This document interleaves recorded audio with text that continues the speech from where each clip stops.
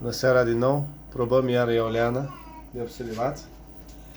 De data asta cu un regulator nou. Acela hibrid care merge cu panouri. Avem legat același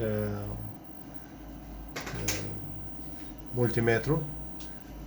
Să vedem ce producție scoate cu acest regulator.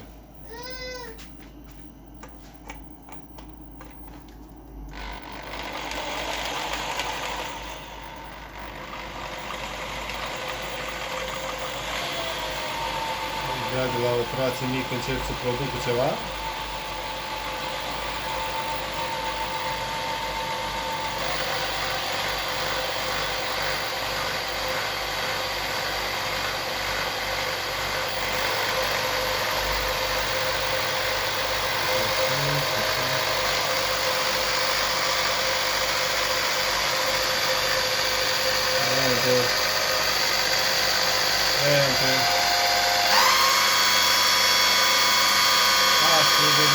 Asta e maxim. 6,5, 170 de W.